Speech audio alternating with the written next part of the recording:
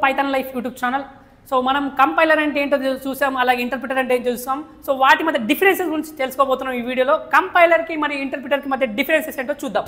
First one వచ్చేసి compiler converts before the execution of program. So నేను చెప్పాను ఏంటి, కంపైలర్ అనేది ఏంటి, ఒకటేసారి మొత్తం ఎగ్జిక్యూట్ చేస్తుంది ప్రోగ్రామ్ అంతా, లైన్ బై లైన్ కాకుండా మొత్తం ఒకటేసారి ఎగ్జిక్యూట్ చేస్తుంది.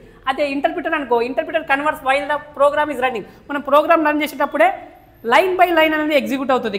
ఇక్కడ లైన్ బై లైన్ కంపైల్ అవుతుంది, ఎగ్జిక్యూట్ అవుతుంది. ఇక్కడ ఏంటి, మనకు మొత్తం ప్రోగ్రామ్ ఏమవుతుంది, బిఫోర్ మనం ఎగ్జిక్యూషన్ చేసే కంటే ముందే మనకు .exe ఫైల్ అనేది జనరేట్ అవుతుందా లేదా కంపైల్ చేసినప్పుడు. సో ఇది ఒక డిఫరెన్స్. తర్వాత ఇక్కడ చూడండి, నేను రాశాను ఇక్కడ ఫస్ట్ .c. సో కంపైలర్ ఏం చేస్తుంది, ఇక్కడ exe ఫైల్ అనేది జనరేట్ అయింది. exe ఫైల్ ఏంటి, ఇక్కడ మన మెషిన్ కోడ్లో వచ్చేసింది. ఈ మెషిన్ కోడ్కి వచ్చిన తర్వాతనే అవుట్పుట్ అనేది జనరేట్ అవుతుంది. కానీ ఇక్కడ చూడండి, ఇంటర్ప్రిటర్లో సోర్స్ కోడ్ ఉంది, డైరెక్ట్ ఇంటర్ప్రిటర్ ఏం చేస్తుంది, ఎగ్జిక్యూట్ అయిపోతుంది, అవుట్పుట్ అనేది వచ్చేస్తుంది. ఈ డిఫరెన్స్ అనేది క్లియర్గా ఇక్కడ విజిబుల్ అవుతుంది. ఇది ఒకసారి చూస్తే మీకు అర్థమైపోయిందా. Next, it is faster.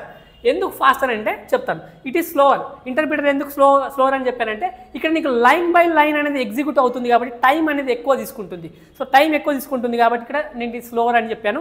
ఇక్కడ ఎగ్జిక్యూషన్ ఏమవుతుంది, ఇక్కడ స్పీడ్ అవుతుంది, ఎందుకంటే మనం ఒకటేసారి అవుతుంది కాబట్టి ఇది ఫాస్టర్ అని తీసుకున్నాం.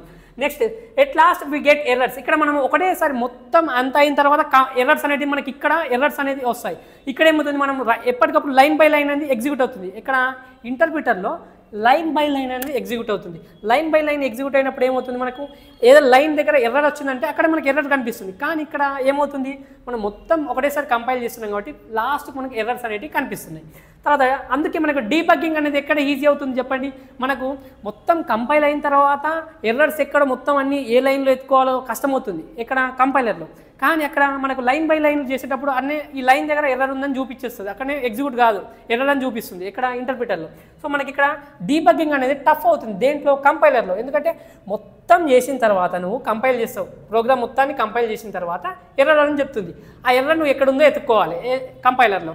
సో కంపైలర్ ఏం చేస్తుంది, మనకి ఇక్కడ డీబగ్గింగ్ అనేది అప్పుడు ఈజీ కాదు, టఫ్ అవుతుంది. ఇక్కడ ఏమవుతుంది, లైన్ బై లైన్ ఇక్కడ ఎగ్జిక్యూట్ అవుతుంది. ఇక్కడ నీకు ఎర్రర్ వచ్చింది అనుకో, నువ్వు ఇక్కడ ఎర్రర్ని ఇక్కడే రెక్టిఫై చేయగలుగుతావు. సో ఇక్కడ డీబగ్గింగ్ అనేది చాలా ఈజీ అవుతుంది ఇంటర్ప్రిటర్లో. నెక్స్ట్, ఇక్కడ నీకు exe ఫైల్ తోటి ఎగ్జిక్యూట్ చేస్తావు, నీకు సోర్స్ కోడ్తో పని లేదు. ఒక్కసారి exe ఫైల్ అనేది జనరేట్ అయింది అనుకో, నువ్వు ఆ exe ఫైల్ని యూజ్ చేసుకొని మళ్ళీ నువ్వు ఎగ్జిక్యూట్ అవుట్పుట్ అనేది తీసుకుంటావు ఇక్కడ. సో ఇది ఇక్కడ కంపైలర్లో. కానీ నువ్వు every time it need source code. ఇక్కడ నువ్వు ప్రతిసారి సోర్స్ కోడ్ని యూజ్ చేయాలి, ఎందుకంటే ఇక్కడ లైన్ బై లైన్ అనేది కంపైల్ అవుతుంది, ఎగ్జిక్యూట్ అవుతుంది కాబట్టి నువ్వు కంపల్సరీ ఇంటర్ప్రిటర్లో సోర్స్ కోడ్ అనేది కంపల్సరీ ఎవ్రీ టైం నీకు అవసరం పడుతుంది. కానీ ఇక్కడ అవసరం లేదు, exe ఫైల్ ఒకసారి జనరేట్ అయిందా దాని నుంచి అవుట్పుట్ తీసుకోవచ్చు.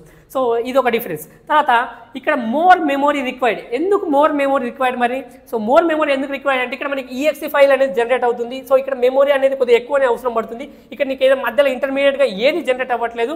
సో ఇక్కడ లెస్ మెమొరీ అనేది రిక్వైర్డ్ ఉంటుంది. సో మీకు ఈ డిఫరెన్సెస్ ఇంకా ఏదైనా మీకు లైక్ కంపైలర్కి ఇంటర్ప్రిటర్కి ఇంకా ఏదైనా డిఫరెన్స్ ఉంటే కామెంట్ చేయండి.